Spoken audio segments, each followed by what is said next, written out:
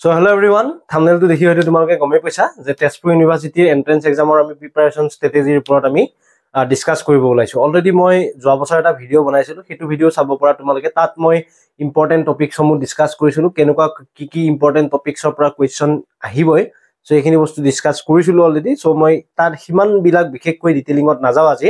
আজি আমি ডিসকাস কৰিব গৈছো তেজপুৰ ইউনিভাৰ্চিটি 2025ৰ যেটো এমএসসি এন্ট্ৰেন্স এক্সাম হ'ব গৈ আছে। তাত আমাৰ ধৰা মই ধৰি লৈছো আৰু কিমান দিন,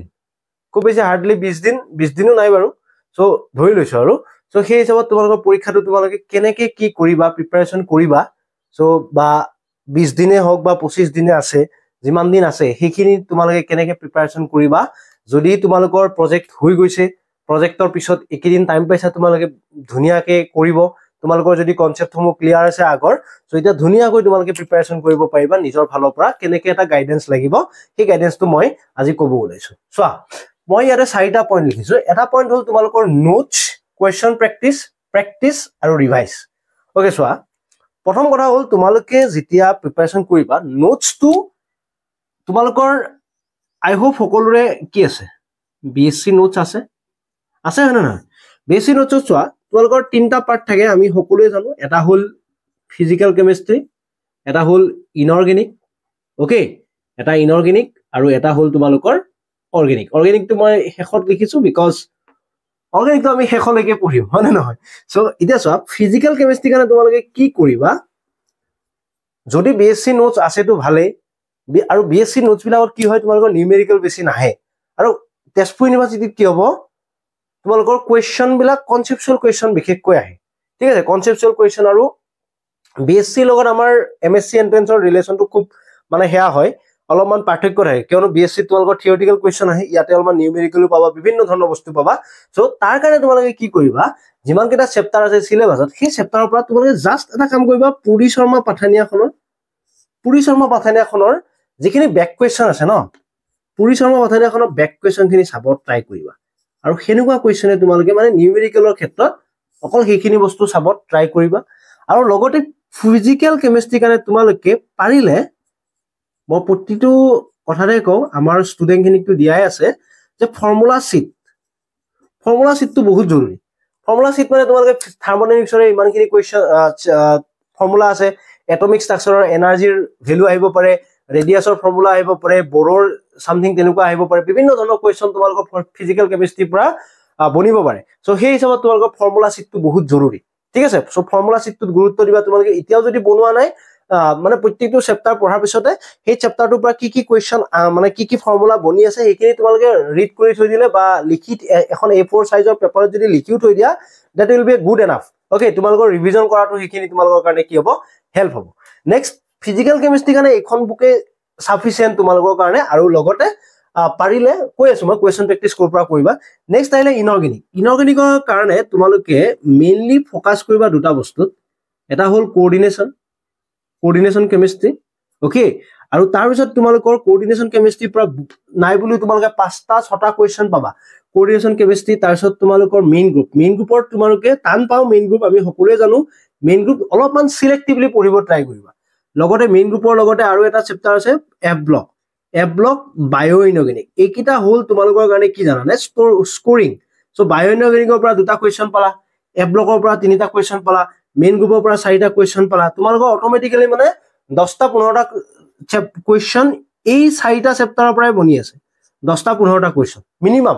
10টা-15টা কুৱেশ্চন বনি আছে যিহেতু। সো এইখিনি তোমালোকে ভালকৈ পঢ়িব ট্ৰাই কৰিবা এইকেইটা। তাৰপিছত তোমালোকে লগতে একদম ইজি, যিখিনি অকল তোমালোকৰ অৰ্গেনোমেটেলিক আছে, অৰ্গেনোমেটেলিকৰ তোমালোকৰ কি আছে, EAN ৰুলটো আছে,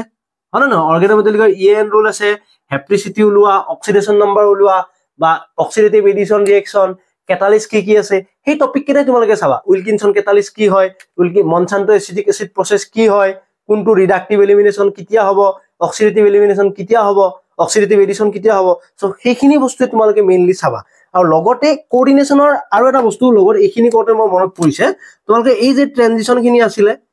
মনত আছে না? ট্ৰানজিশন বিলাক D transition, LMCT, ligand to metal charge transfer, metal to ligand charge transfer কেতিয়া হয়, পাই টু পাই ষ্টাৰ কেতিয়া ট্ৰানজিশন হয়, সেই গোটেইবিলাক বস্তু ইয়াতে তোমালোকে একেলগে চাই ল'বা। কোনটোৱে কিহৰ কাৰণে কালাৰ দেখায় সেইখিনি আৰু লগতে ট্ৰেনজিশনৰ দুটা ৰুল আছিল ন এটা হ'ল লেপৰ্টি সিলেকশন ৰুল এটা হ'ল স্পিন সিলেকশন ৰুল সেইখিনিও তোমালোকে এই টপিকতে সোমাই থাকিব একেলগে মানে চাব পাৰিবা ঠিক আছে মেইনটো হৈ গব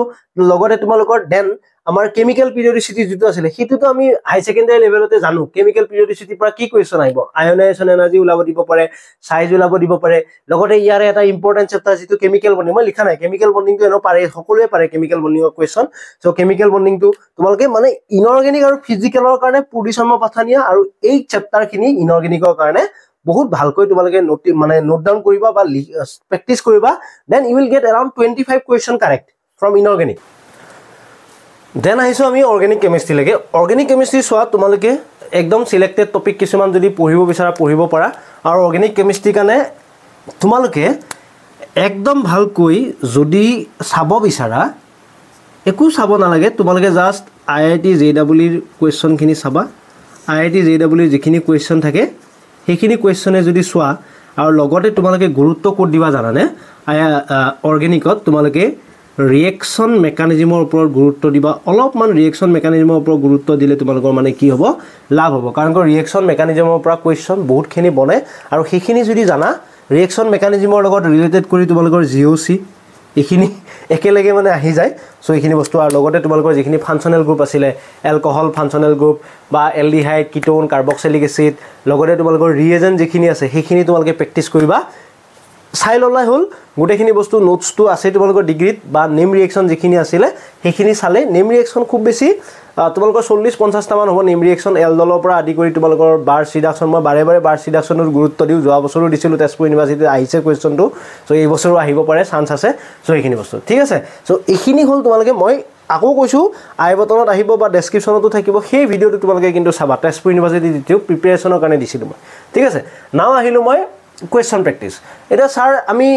নোটটো পঢ়ি ললো নোট পঢ়িটো লাভ নাই পৰীক্ষাটো কোৱেশ্চনে আহিব সো কোৱেশ্চন কৰপৰা কৰিম সো কোৱেশ্চনৰ কাৰণে তোমালোকে চোৱা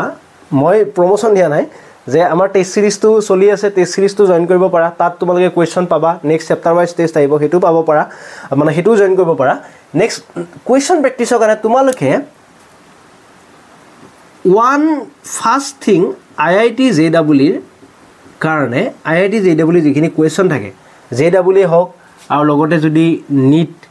এইখিনিৰ কোৱেশ্চন বহুতে হয়তো আগতে কোচিং কৰিছিলা তাৰে কোচিংৰ মডিউল বিলাকো থাকিব তাৰ পৰা তোমালোকে চাব পাৰা এই আইআইটি জেডব্লিউ আৰু নিটৰ কোৱেশ্চন তোমালোকে প্ৰেক্টিস কৰিব পাৰা আৰু ইমান লো লেভেলত নাযাবা কিন্তু এটা একেটাৰ পৰা আইআইটি জেডব্লিউ নিটত তোমালোকৰ ফিজিক্যাল কেমিষ্ট্ৰিটো হেল্প কৰে ফিজিক্যাল কেমিষ্ট্ৰি তোমালোকৰ গেছ ল